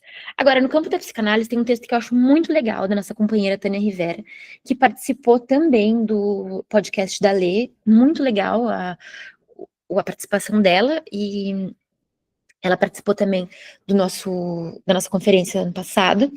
A Tânia tem esse texto de 2023, eu acho, um texto numa revista lacaniana, assim, e é um texto muito legal. Ela cita, né? Ela é influenciada pelo trabalho da Rita Segato, mas ela traz isso para psicanálise. E ela tem toda uma teoria sobre o que seria o abandono da teoria da sedução. E aí ela tenta pensar, se a masculinidade é formulada a partir da injunção ao estupro, o lugar do feminino é formado a partir do mandato de sacrifício. E eu acho isso muito sério e muito importante para a gente pensar isso nos nossos campos. Bom, e daí eu acho interessante a gente pensar nas ideias de masculinismo e de familismo. Não existiria o feminino e masculino se não fosse a ordem heteropatriarcal, né? A ideia de que 1 mais 2 vira 3. Papai, mamãe, neném. Porque a família que é a primeira fábrica, né? A primeira fábrica de mais trabalhadores, assim. Então, se a gente pensa no masculino e no feminino, a gente não pode esquecer que muitas vezes a gente se atém a essa lógica do familismo. O familismo que a psicanálise, assim, nos dá perfeito, com toda a descrição, tanto no Totem Tabu, quanto com toda a metáfora do mito de Édipo, como organizadora da família. Esse lugar, não só de loucura e neurose, mas esse lugar de violência extrema e de estupro, né? E de relacionalidades totalmente alienadas, né? O Édipo descreve um lugar alienado para todo mundo, só que tem alguém que está pagando o preço. Então, o masculinismo, esse lugar falocêntrico, né? Que a gente pensa com a psicanálise, também tem uma certa estética as instituições são masculinistas, a forma de publicar, a forma de pensar, a forma de arguir, e o esquerdo macho tá aqui. Acha que é emancipado, mas assim, tá dentro da ordem mais, assim, antiga de show de horrores, que é a família. Então, se a gente pensa, assim, num processo de emancipação e desalienação coletiva, a gente tem que interferir aí também, né? E aí a gente tem que também, o feminismo, né, que a gente se propõe a fazer, pensa tudo isso, as formas relacionais, os desejos, as funções das posições na reprodução social, as fantasias, a forma de se organizar politicamente, a relação com o tempo, com a produção, com o trabalho, claro, e com a ideia de revolução. Então, o feminismo é também uma estética de pensamento e uma praxis. Nisso da ordem do familismo, a gente tem um repertório enorme também dentro do feminismo. Eu pensei aqui só em umas coisas. E, por exemplo, nós temos feministas, uma aqui que veio na minha cabeça, que é a Lynne Segal, que foi nossa professora na Birkbeck, né? Ela escreveu esse texto. Eu não me lembro se esse texto é dos acho que é dos anos 90. Isso é sobre o sexo hétero. E ela fala, é possível ser feminista e heterossexual? Como que é? E os textos dela são muito legais, porque ela fala muito sobre a vida dela, é uma teórica muito interessante. E mais recentemente tem esse outro livro que foi traduzido para o português de uma amiga minha, que é Catherine Angel, que ela fala sobre o consentimento também. Né? São problemáticas do nosso tempo, dentro dessa ordem da modulação do desejo e da relacionalidade e das identificações dentro da ordem feminista heteropatriarcal. Mas claro que historicamente a gente tem uma autora que está sendo resgatada um monte agora, que é a Monique Wittig. E ela, assim, com esse papo do feminino, como sendo interessante na luta feminista. E ela era uma mulher lésbica, ela fala assim, ó, não tem emancipação nesse lugar hétero, tá lascada. E, enfim, a obra dela é super interessante, está sendo republicada. Tem uma peça de teatro que agora foi feita da obra dela também, que está em circulação na França. E, então, tem muito assunto, né? Tem muitos pontos que as nossas aliadas do passado e do presente estão se ocupando de pensar, dos horizontes e dos abismos de ser feminista na lógica heteropatriarcal colonial. Bom, o segundo ponto que eu gostaria de trazer, além do trauma transgeracional do patriarcado, e que eu acho que a gente tem que saber ouvir, nós que somos psicanalistas, a gente tem que saber ouvir esse trauma transgeracional de todas as ordens, né? E do patriarcado também. Mas também tem essa ideia da misoginia ordinária, que eu gostaria também de propor para as colegas hoje, porque eu acho que nessa estética do feminismo, a gente sai do lugar institucional e a gente pensa nas infraestruturas, no dia a dia. Portanto, a gente também não está só ocupada da lei, do julgamento, da corte, da prisão, do oficial, do que é o crime realmente de feminicídio, de ódio. Tudo isso importa. Mas esse campo é o campo patriarcal colonial. A justiça, a instituição, a universidade, a ordem simbólica fálica, né, que a psicanálise descreve tão bem e reproduz tão bem também. Me interessa pensar nas microagressões, que a gente sabe quem os companheiros das lutas antirracistas que desenvolveram um repertório para pensar nas microagressões, né? Que o racismo, esse lugar de desumanização, está presente nas violências agudas, estruturais, mas também nas microagressões. Nas pequenas coisas do dia a dia que te deixam naquele lugar que nós feministas sabemos também, que será? Aquele mal-estar, aquela dificuldade de falar, se sentir burra, incapaz, só bonita, só corpo. Tudo isso, né? E isso tem a ver com a misoginia ordinária. E eu gostaria de pensar com vocês todas como que ela se reproduz, né? Como as misoginias ordinárias, elas são, assim, formas de manutenção do sistema patriarcal colonial. Então, é muito complicado, porque, óbvio, se a gente está pensando nesse feminismo carceral, punitivista, não é só questão do que é lei e o que vai para a cadeia, né? O que é certo e o que é errado. Mas como a gente escuta e como a gente faz um giro emancipatório coletivo, como a gente denuncia, e claro, como a gente vai legislar e negociar as microagressões da misoginia ordinária. Porque justo é nesse lugar da dúvida, né? E aí as pessoas, como as pessoas negras que falam das microagressões, elas ficam no lugar da pessoa excessiva, que fala o que não deveria ter falado, que denuncia, né? Que denuncia o que não deveria ter denunciado. E justo como as feministas. Bom, tanto, retomando o que a gente está falando, a gente pode pensar nas nossas preocupações feministas com essa série de questões, desde os assédios, dos abusos, das violências sexuais, dos estupros, dos feminicídios, até as legislações, a organização da vida. Por exemplo, a violência, que é a falta de autonomia reprodutiva. Né? Assim, isso é uma questão muito séria. É uma violência enorme que as pessoas possam ser estupradas e não tenham acesso. A gente sabe que na lei, teoricamente, no estupro tem caso, mas no Brasil, nos últimos anos, esses casos estão virando super polêmicos. E não ter liberdade de escolher sobre o próprio corpo. É um lugar de desumanização total. Né? Não só tu tá sendo violentada, mas como tu não existe. Assim, não tem autonomia nenhuma. E eu me interesso por pensar, trazendo a ideia do esquerdomacho, ele talvez não vai ser o bolsonarista com a arma na mão, falando que a mulher tem que ficar em casa e que ela é feia demais para ser estuprada, que nem ele falou lá para deputada feminista, Maria do Rosário, lá da minha cidade. O esquerdomacho talvez não fala nada disso. Apesar de que muitos sim estupram, como a gente sabe. Mas talvez o esquerdomacho esteja muito amarrado, e às vezes até mais, nessa trama cotidiana de reprodução, que eu acho que que dá as condições de possibilidade para os casos graves.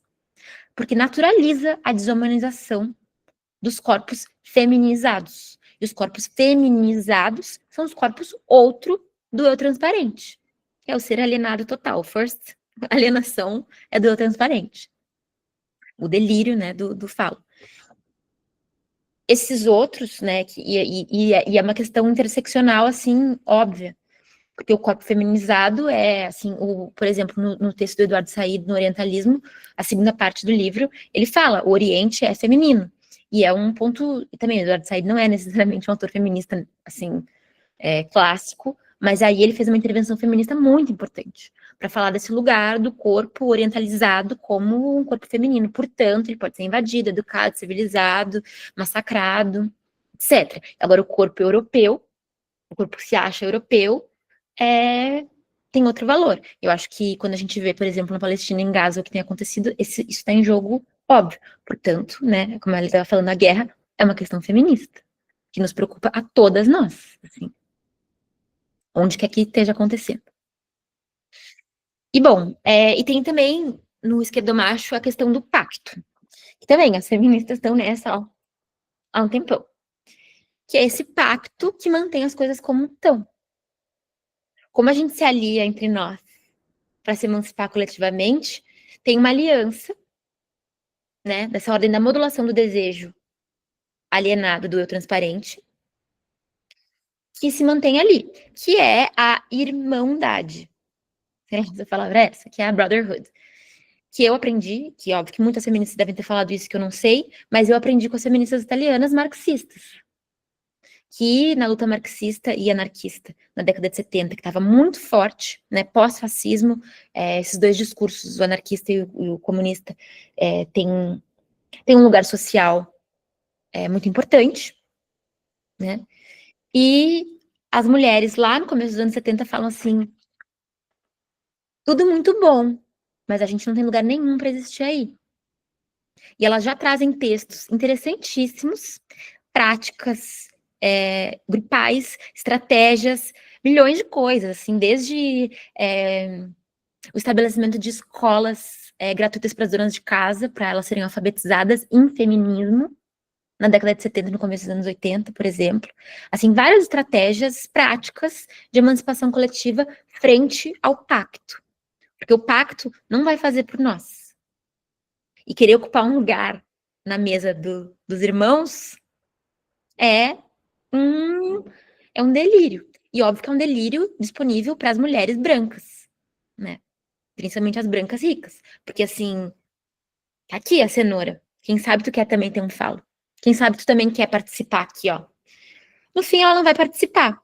Mas óbvio que muitas mulheres, não é nem pro bico delas sentar na mesa dos irmãos, né? Na Santa Ceia lá, com Jesus deles. Então, nisso eu fico pensando, nós enquanto feministas, ou pessoas preocupadas com a emancipação coletiva em geral, tem essa frase, que é uma frase anarquista que eu gosto muito, que é essa frase para matar o policial dentro da nossa cabeça. Que isso é um lugar, assim, primeiro passo, né? Na introdução do Antiédipo, em inglês, que o Michel Foucault faz a introdução, ele fala isso, né, sobre os nossos próprios fascismos. Mas os punks já falam disso há muito tempo, desse jeito mais direto, que é matar a polícia dentro da gente. Então, também, contra o pacto, a gente tem que se despactualizar, sabe? Ver o que eles estão fazendo e entender que lugar que a gente está ocupando e manter aquele lugar ali. A gente está botando a mesa, a gente está passando pano, a gente está limpando depois, a gente está ficando em silêncio para eles falarem, o que é, né?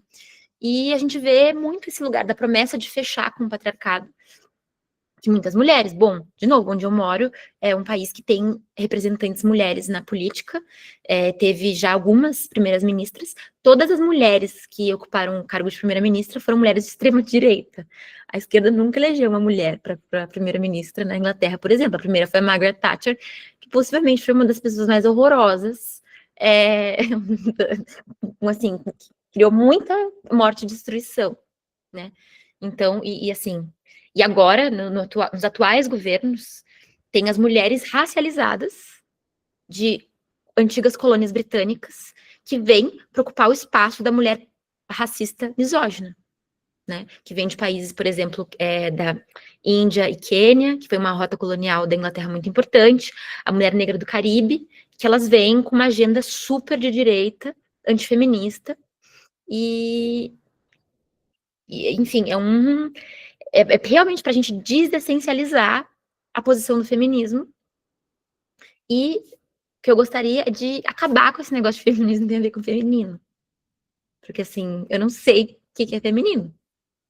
Eu não sou feminina. Ah, é? Da Marilyn Monroe. Acho que tem alguém que precisa botar o microfone, colega. Ana. Uhum. Bom, e aqui esse texto que eu estava falando para vocês das colegas italianas, esse texto é um texto clássico que eu vi que está sendo traduzido para o português esse ano e vai ser publicado pela uma editora Ainé, que é um texto do começo dos anos 70 que se chama Vamos Cuspir em Hegel. Eu vou amar uma leitura coletiva desse texto com as nossas colegas da teoria crítica, né, que tem todo um trabalho assim profundo sobre a dialética também, e pensar com esse texto. Já foi publicado, muito que bem. É um texto muito legal, em questões de forma também, a estética do texto, é um texto que foi escrito pela Carla Lonzi e pelo grupo dela, que era o Revolta Feminina, e ela fala, vamos cuspir em Hegel. E ela fala por quê? Que o lugar da dialética não nos serve. Cedo ou tarde, vai te convidar para sentar na mesa lá da Santa Ceia dos irmãos. Quer? Só isso. Só isso mesmo. Não se engane, irmã. E elas, não era só um projeto enfim, não era um livro só. Elas tinham um grupo e essa estratégia de grupos de autoconsciência. Elas se reuniram em várias cidades para criar essa autoconsciência do lugar da mulher, dessas mulheres marxistas, dessas mulheres intelectuais e tal. E é muito interessante esse trabalho. Bom, para a gente já se encaminhando, né, para ter tempo de conversar, claro, a gente pode pensar nas questões, assim, que são muito próximas ao GPF, que é a questão da produção de conhecimento e como que a misoginia ordinária acontece na academia, na universidade. Eu acho, assim, que todas nós temos histórias. E conversando umas entre as outras, as histórias são horríveis e inaceitáveis. Do esforço da manutenção do poder. A defesa dos homens e como a coisa se estrutura na instituição. No campo psicanalítico, também outra vertente do GPF, a misoginia tem a ordinária e a extraordinária. No discurso, na teoria, nas práticas institucionais e na série de desqualificações, assédios, abusos e violências sexuais, que vão desde estupro até a desqualificação, até a manutenção do falo como algo que tem que ser mantido de alguma forma. E até essa doutrinação da escuta patriarcal colonial, como se a psicanálise fosse um lugar de reprodução do inconsciente colonial patriarcal, e não de escuta da revolução que é o inconsciente. Né? Seguindo de novo Deleuze Guattari. É que o Guattari tem uma frase que eu cito em quase tudo, que ele fala, olhando para os lacanianos na época dele, ele fala assim: vocês estão mantendo o jardim ornamental da psicanálise. Isso não tem nada que ver com o inconsciente. Eu acho que a partir da nossa perspectiva feminista é importante. Bom, o que fica grave? Como a feminista Juliette Metchell falou em 1974 ou 76, no livro dela Psicanálise e Feminismo, que é um dos primeiros, né, da língua inglesa que trata desse assunto, não jogando Freud fora, e ela também é uma psicanalista que é clínica. Ela fala: psicanálise não é uma prescrição do patriarcado, mas é uma boa descrição. Não vamos jogar fora, porque ela nos descreve como que a subjetivação se dá na ordem patriarcal. Bom, fica grave e perverso que no nosso campo a gente tem textos como Totem Tabu, e a gente tem a instrumentalização da noção do sexo na psicanálise. Como se a acusação de tudo que é crítico ao lugar patriarcal como um moralismo. E eu acho que isso é uma instrumentalização da ideia de moralismo muito irresponsável. De novo, na psicanálise a gente tem muito orgulho de ser um dos poucos discursos clínicos que não fica no lugar da vítima. Ninguém é vítima. Todo mundo tem a potência de ser sujeito e emancipado. Agora, confundir isso com quem está na trama do trauma transgeracional que se reproduz na reprodução social patriarcal colonial, confundir isso com a pessoa também querer, e esse seu desejo, eu acho assim muito grave. E a gente ouve histórias horríveis, assim, de, sei lá, vou falar uma, por exemplo, de uma amiga minha muito próxima, das minhas grandes amigas, que sofreu uma violência sexual grave na rua por um estranho, que é um caso que é raro, né? Voltando para casa. E quando eu contei para as minhas colegas do meu grupo de psicanálise, muito inteligentes, mulheres emancipadas, ouvi: o que ela estava fazendo 2 horas da manhã, bêbada na rua? Acho que algo nela queria ser violentada. Eu acho isso, assim, uma violência que alguém possa pensar assim, usar psicanálise para falar esse tipo de coisa. Só que a gente sabe que isso acontece o tempo inteiro. Bom, e a própria, no nosso campo da psicanálise, a construção do cânone. Por exemplo, o Massoud Khan, que foi expulso da IPA, porque não só ele era racista, ele batia na mulher na rua e ele estuprou diversas pacientes. Por que a gente, assim, bom, a IPA não queria nem lidar com o caso, porque o nome dele é tão ingrato que eles se livraram do arquivo dele. Até. Por que esse texto ainda é lido? Por que a gente tem um esforço de resgatar o que é bom nesse autor? Sendo que esse era o lugar da pessoa.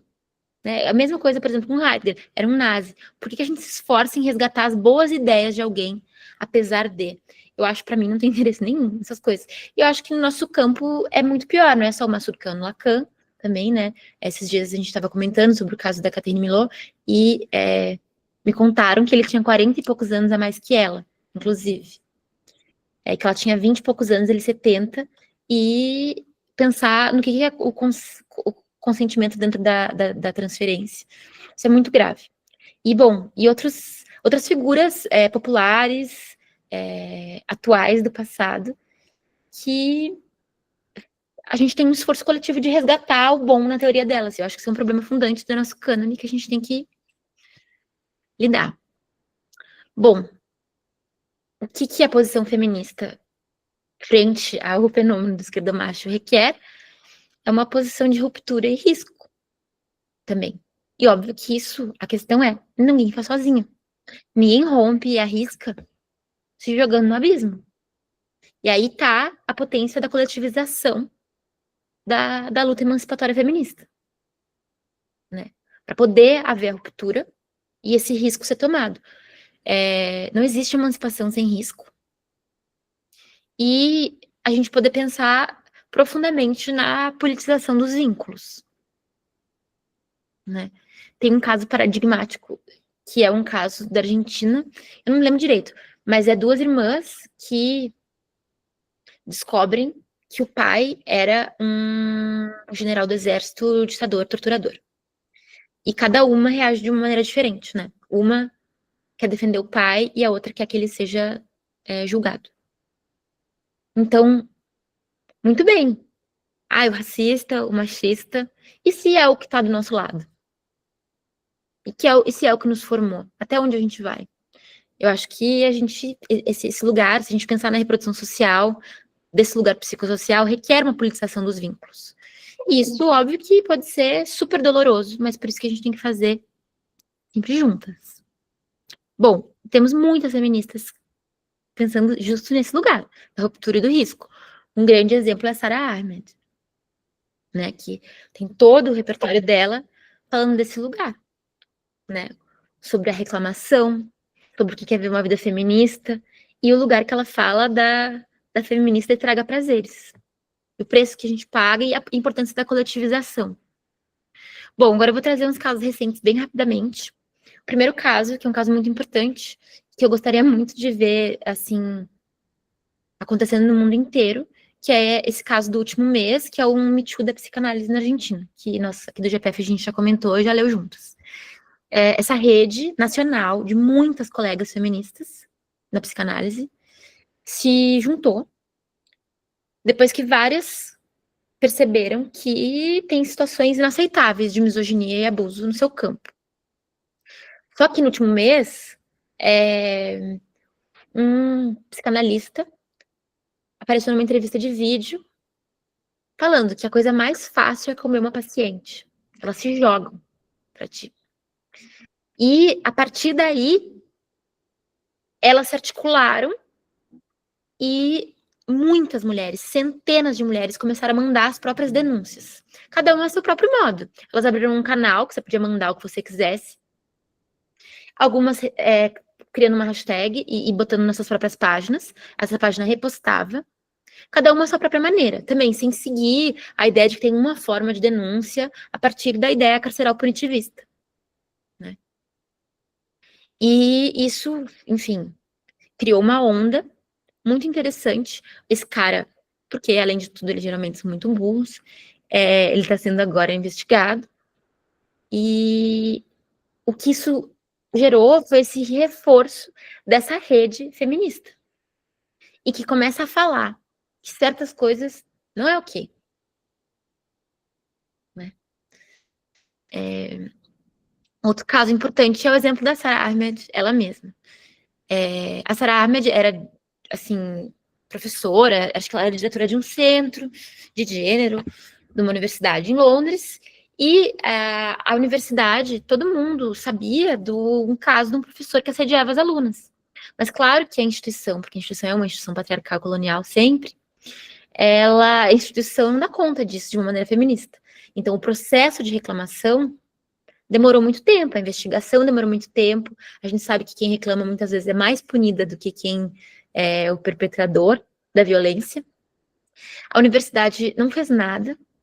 O caso é tratado em sigilo. As alunas, nada acontece com elas. Elas criaram essa forma de pegar os livros, esse era o cara. Elas começaram a escrever que ele era abusador em todos os livros que elas encontravam dele, igual, por exemplo, essa tática do movimento de boicote para Israel, que no supermercado põe adesivo nos produtos, dizendo que são produtos do genocídio. Esses atos, assim, de guerrilha feminista underground, sabe? São pequenos gestos. E, então, isso criou uma conscientização mais ampla na universidade, e a Sarah Ahmed viu que ela pediu demissão. E ela pediu a demissão dela foi uma demissão da instituição patriarcal. Ela falou, eu saio da instituição patriarcal. Eu não posso estar aqui me beneficiando da instituição patriarcal e achando que eu estou vivendo uma vida feminista, nas palavras dela mesma. Enfim, isso está tudo na internet, ela tem o site dela, Feminist Killjoy, as cartas que ela escreveu, os grupos que foram formados, enfim, tudo isso. Isso foi em 2017. E é um exemplo interessante. Né? E ela tomou o risco de virar uma pessoa não institucionalizada a partir daí. E foi um bafão, porque depois o trabalho dela ficou, ninguém queria aplicar para vaga. Porque tu tomar aquela vaga que ela deixou, era um pontapé no feminismo, né? E ficou em aberto, assim, acho que ficou mais de um ano sem ninguém ocupando aquela vaga, até que enfim ocuparam. E um caso muito interessante que aconteceu na semana retrasada, passada, foi na Argentina, com a Rita Segato, de novo. Ela estava recebendo uma homenagem de doutorado, essas coisas, sei lá, essas coisas, uma grande homenagem, numa universidade no interior. E aí, um homem mais velho, que era reitor, eu acho, assim, alguém com um cargo muito alto, começa a bocejar durante a fala dela. Bocejar, assim, claramente, daquele jeito, que ele não estava se aguentando ouvir uma mulher falando. E eu acho que todas nós já vimos isso. O homem que não se aguenta quando vê uma mulher falando, né? E aí ela parou e ela falou: se tá te incomodando, se tá te causando tanto sono, por que você não sai? Ou seja, ele quis constranger ela, tirar a dignidade dela. O que ela fez foi devolver. Ele pediu demissão essa semana. Então, menos um, entendeu? As pequenas ações. O gesto dela foi: se tá muito chato, por que você não vai dormir lá? Aí sabe? Então, as estratégias feministas são muito criativas e muito amplas. Algumas são muito grandes, às vezes são pequenos gestos que têm um impacto enorme. E eu acho que é interessante também, e aí acho que no podcast que a gente gravou juntas, eu e a Lê, eu falei um pouco mais da obra da Rose Bradotti, que é uma filósofa feminista, pós-deleuziana, que eu amo, e que ela tem, para mim, a teoria mais importante da multiplicidade versus ao patriarcado binário, que é muito elementar, que ela tem as camadas da diferença sexual. No podcast lá eu conto mais, e eu sou obcecada por esse quadro dela, que é um quadro dos anos 90, que é muito interessante. Como nos convida a nos dar conta do binário e do plural das questões feministas.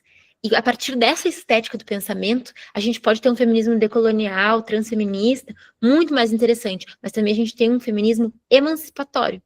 E de acordo com ela, esse lugar da dialética, a gente vê isso, por exemplo, com teóricas de gênero anglo e da teoria crítica, como Judith Butler, as teorias que são baseadas numa divisão essencial de natureza e cultura, né, de carne e ideia, consciência e corpo, todo esse aparato teórico, que é um aparato colonial, né, tem que forçar as ideias decoloniais, sabe? Vira tipo um enjambre para se descolonizar.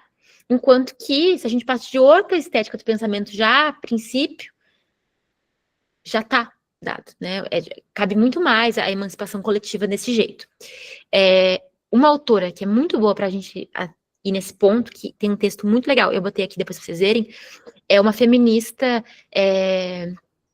lésbica também da República Dominicana, chamada Yuderquis Espinosa, que eu amo, e ela tem um texto muito simples, por que a gente precisa do feminismo decolonial, e ela explica qual que é o problema das feministas decoloniais da América Latina em relação às teorias de gênero anglo, europeias, brancas. E aí tá nessa questão epistemológica e de estética fundante das teorias. A gente não vai muito longe, né, com as ferramentas do mestre. E eu me interesso, portanto, não só no embate, na denúncia, mas também, importantemente, na criação de espaços alternativos. Lugares que escapam. Né? Seguindo a Lucy Gregaray, por exemplo, que ela escreveu ainda na década de 70, da mulher como espéculo outro, né?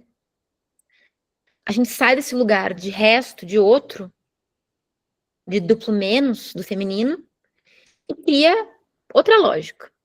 Um espaço alternativo onde outras formas relacionais de produção de conhecimento, de produção de vida, possam se dar. E esses espaços existem por aí aos montes. Uma feminista que faz isso muito bem, por exemplo, esse exercício feminista de mapeamento, é a Silvia Federici. Quando ela vai escrever as obras dela, ela fala, ela que já rodou o mundo, ela fala, a gente tá falando de comum. Na Nigéria, na frente da onde eu trabalhava, ela trabalhou muito na Nigéria, a Silvia Federici, na universidade lá, na frente de onde eu trabalhava, tinha uma pracinha verde, Isso eram os comuns, porque as mulheres dessa comunidade estavam tentando manter essa pracinha para fazer uma horta. O comum é as mulheres defendendo o banco de sementes frente a Monsanto, que chega e seus maridos todos vão trabalhar como trabalhadores, e as mulheres falam, não, a gente precisa criar um banco de sementes. Então, esses exemplos situados, eles existem, eles já existem, um monte, a gente tem muito para aprender, né, com essas práticas. E, bom, é isso que eu queria dizer. Eu botei uma lista aqui de textos, que são os textos que eu me inspirei hoje, assim, só para trazer esses pontos. Espero que tenha feito algum pé e cabeça. E é isso. Agora eu gostaria de ouvir de vocês. Muito obrigada. Obrigada, Ana, pela exposição. Obrigada, Lê. E eu acho que agora a gente tem um tempinho para conversar, para perguntas. Então, quem quiser, fique totalmente à vontade, tanto para abrir o microfone, ou abrir a mão, ou escrever no nosso chat, né?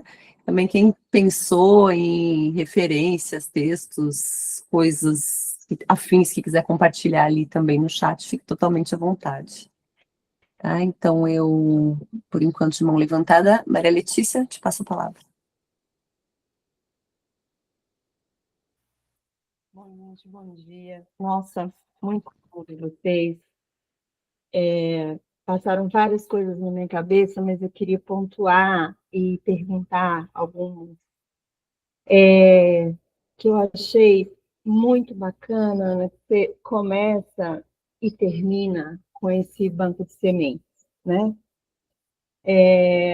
Então, assim, eu estou fazendo uma pesquisa sobre, né, a releitura das histórias das mulheres pela literatura e pela poesia, e li um texto da Sueli Runick sobre Penélope, enfim, de pensar esse lugar da espera que não é como a gente aprendeu, pode ser outro lugar de espera, né?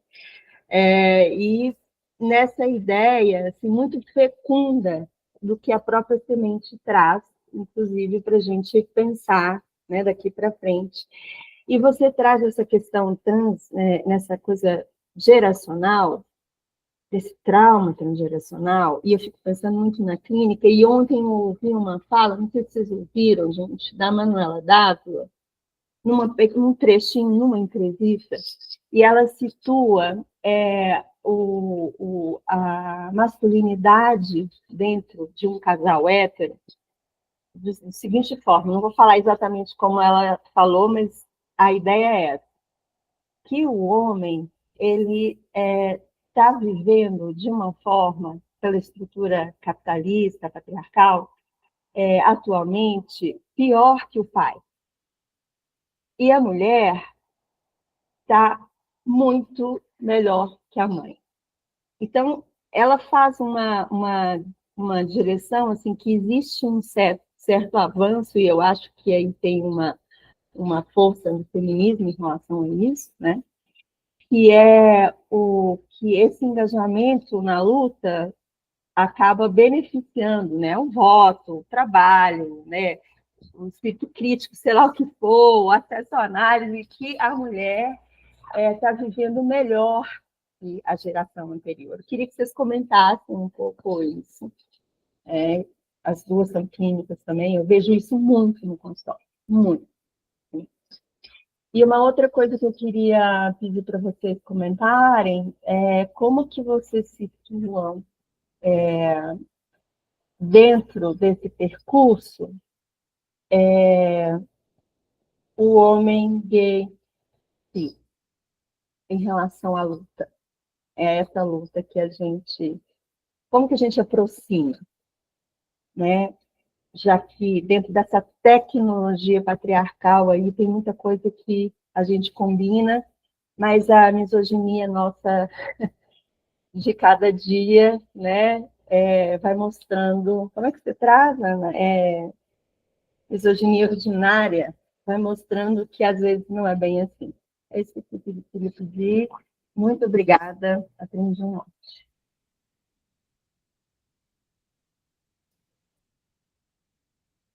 Ana, vamos dividir a questão, de repente? Não sei. O que você acha? Bom, vamos recolher mais, amiga? Assim, para ter mais contribuição. Muito, eu adorei ler teus comentários. Muito, muito legal esses lugares. E a Manuela que está por trás da criação da lei de misoginia também, talvez? Que a Alessandra trouxe para a gente A Manuela é organizadora do livro Psicanálise e Misoginia, e eu me lembro que, na época, eu fiz a resenha desse livro, e uma das coisas que eu fiz questão de colocar na resenha, até compartilhando isso que, dividindo, né, isso que a Alessandra trouxe no início da perda de seguidores quando você traz a questão, me lembro que uma coisa que me marcou muito foi de uma supervisão que eu fui fazer, e que a supervisora pontuou algo assim, o feminismo às vezes atrapalha para escutar. E aí eu trago isso justamente como uma misoginia, porque supor que eu tenho uma surdez no ouvido por ser feminista ao escutar uma pessoa já é misoginia, do meu ponto de vista. Né? Então, ela é organizadora desse livro junto com outras colegas, que é um livro que eu recomendo bastante também para ler. Manuela, psicanalista. Né? Pessoal, quem mais gostaria de perguntar? Queria incentivar aqui o pessoal que está desde o começo, aqui escutando a gente, a colocar as questões, as perguntas.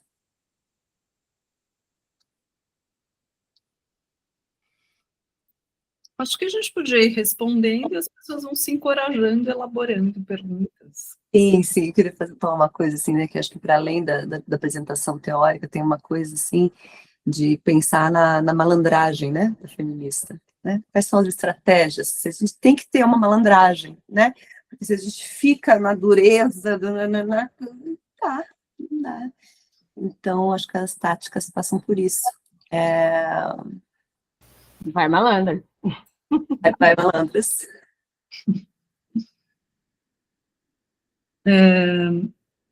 Eu queria falar algumas coisas, assim, a partir dessa pergunta da lei, né, da ascensão das mulheres em comparação às mães, e, né, essa que a gente observa realmente na clínica, né, mas o que eu queria, primeiro, eu acho que a minha estratégia, acho que seria legal, porque eu me dei conta depois, né, qual que tem sido a minha estratégia, que eu acho que se aproxima um pouco do que a Lucy Higaray fez, de ler clássicos, mas a contrapelo, né? Porque eu não acho, por exemplo, eu discordo que a gente não tem que ler, nem até Heidegger eu acho que a gente tem que ler, assim, eu acho que a gente tem que ler Heidegger, né? Assim, não vou não ler Lacan, não vou não ler Heidegger, porque a gente aprende sobre nazismo, situa e é a sofisticação de cada posição. E eu acho que a gente tem armas lendo também essas pessoas, né? Então, como a gente lê a contrapelo, né? Eu acho que isso, para mim, nas minhas estratégias, é importante, né? Então, assim, a minha abstração é engraçado.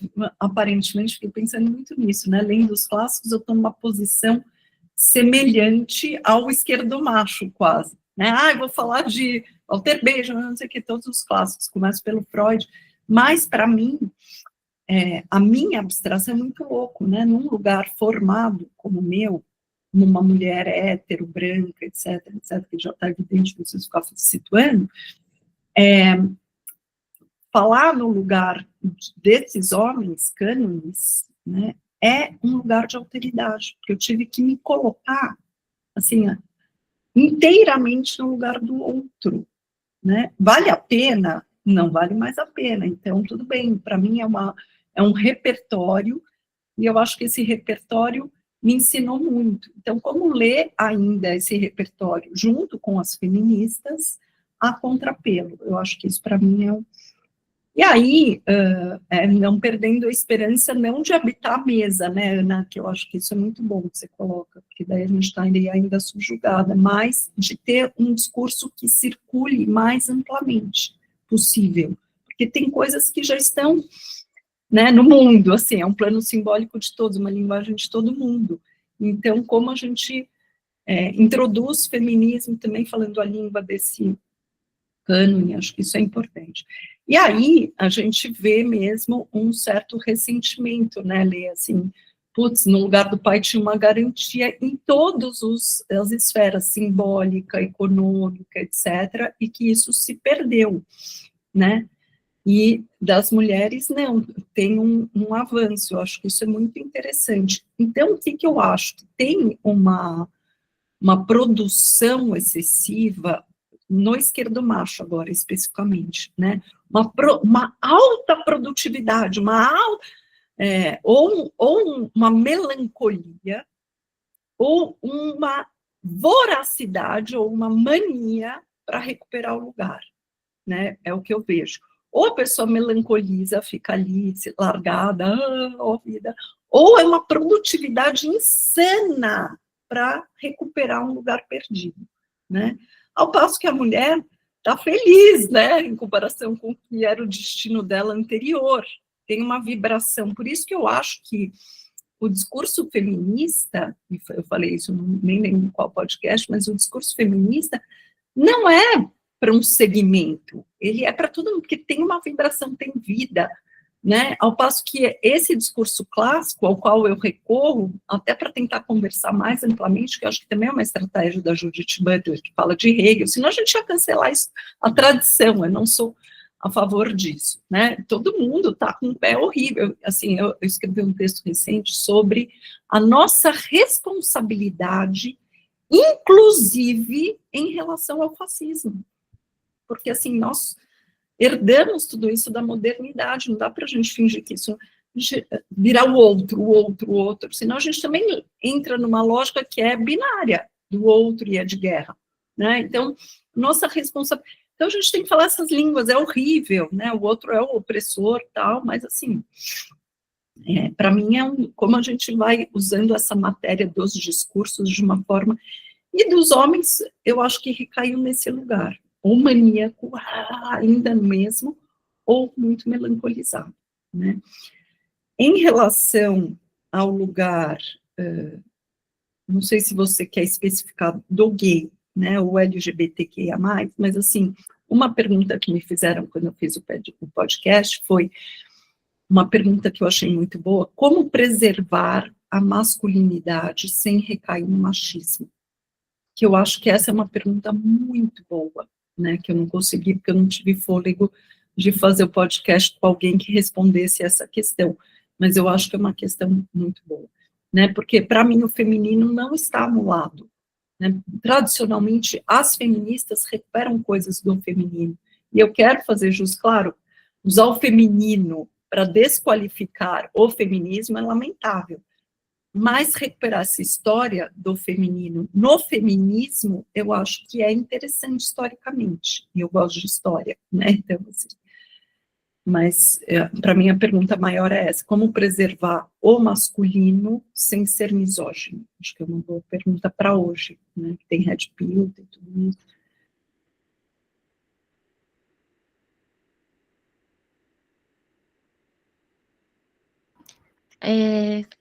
Nem sei por onde começar, amiga. Muito boas as perguntas.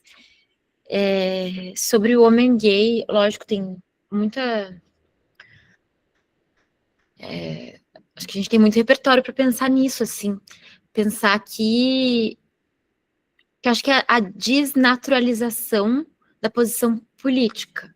Não é só porque tu tem uma prática sexual X, não é só porque tem... que a gente estava falando antes, por exemplo, foi da Margaret Thatcher. Não é só porque tu é um corpo racializado, feminizado, enfim, em qualquer lugar, que naturalmente a tua ação política já está qualificada de outra forma. O que naturalmente existe é que tu ocupa um lugar na matriz de poder, que o sofrimento tá ali. Tem gente que ignora, né? Tem gente que não vê. Lembra que tem muitas pessoas LGBTs pró-Bolsonaro, por exemplo, né?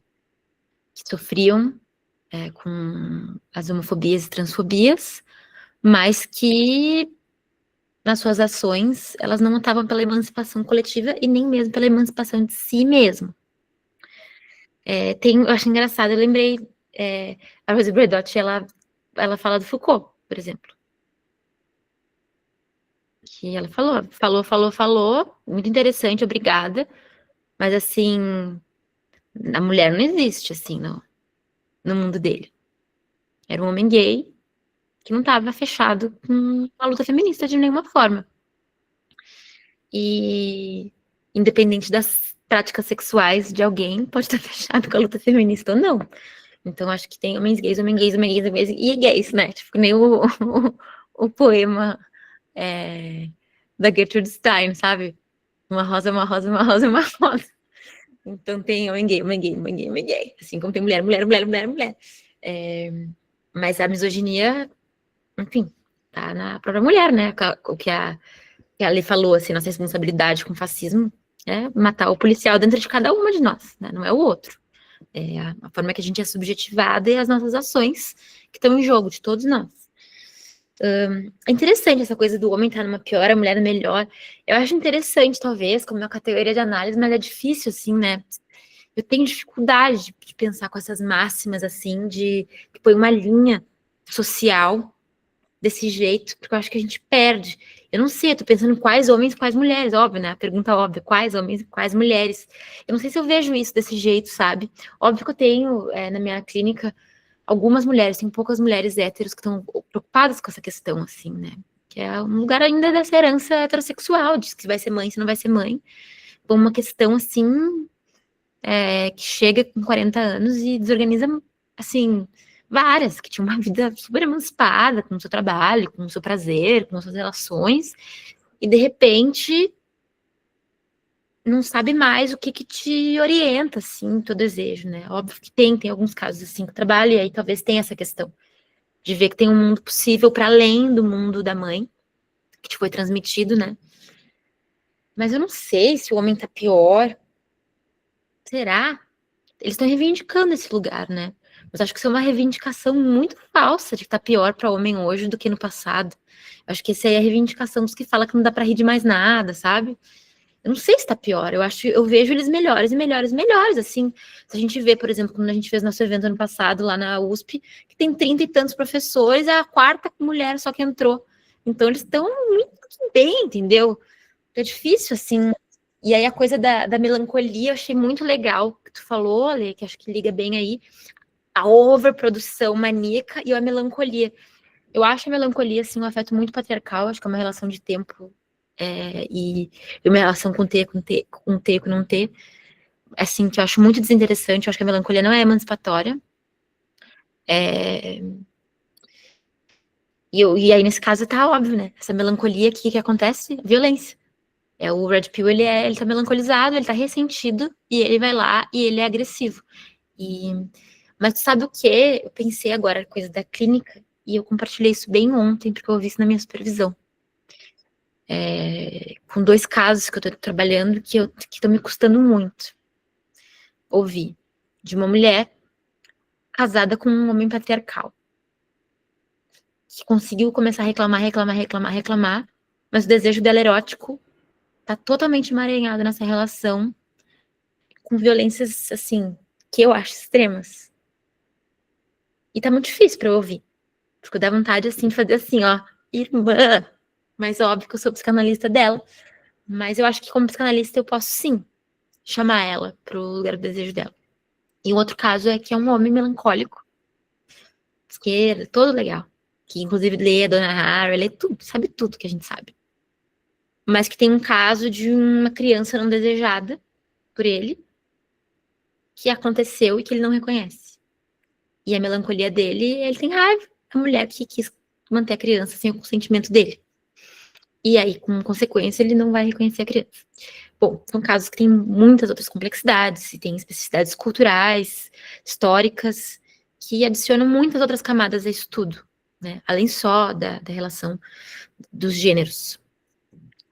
Mas eu falei pra minha supervisora, eu falei, esses 2 casos estão me enchendo meu saco, assim. Difícil, porque antes de ser psicanalista, eu sou feminista. Não o contrário. E aí ela falou assim, muito bem, ela é feminista também. Muito bem. Tu tá me trazendo 2 casos a palavra que ela usou foi de distorção. São duas posições subjetivas distorcidas. Os dois estão ocupando uma posição distorcida.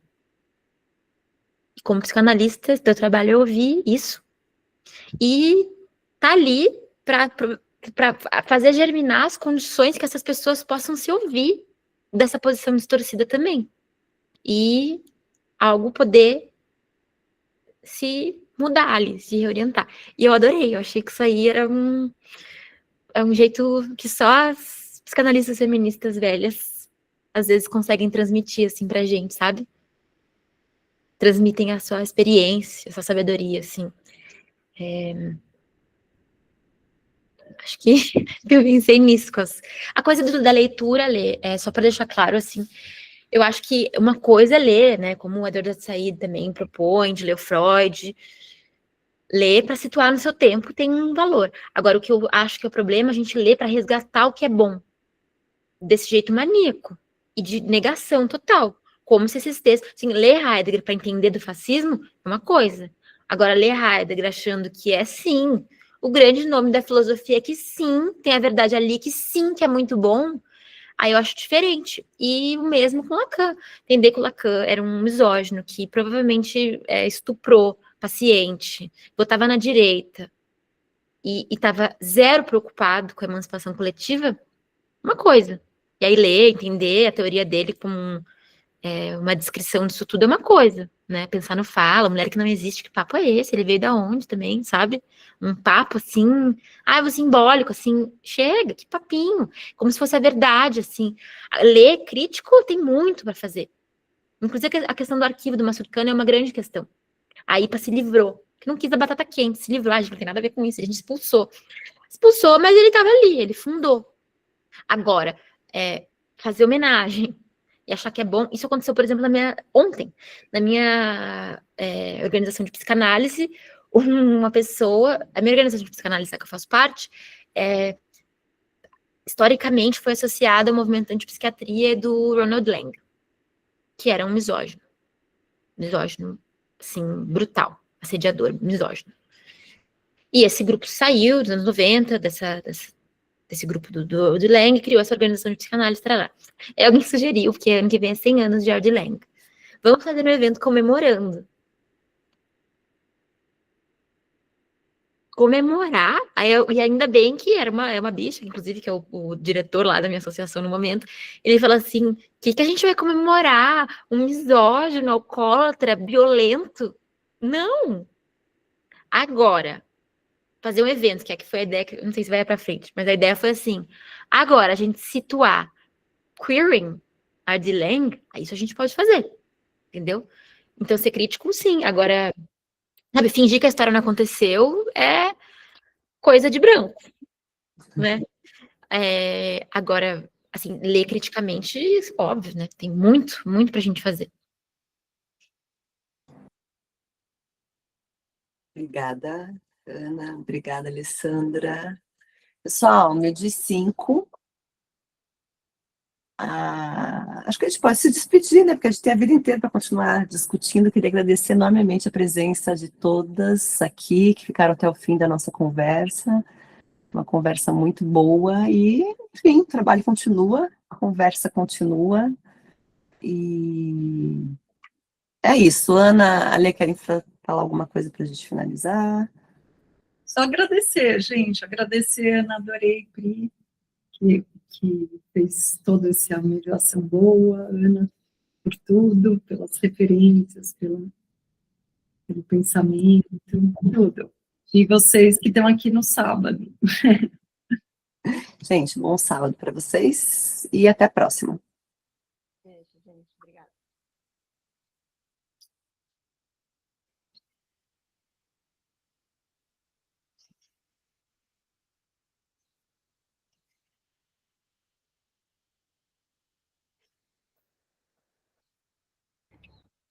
Foi muito bom, hein? Preciso parar a gravação. Tem alguma dica para a gravação ficar gravada mesmo, para não perder? Não, aí vai para... Deixa eu parar aqui. Vai para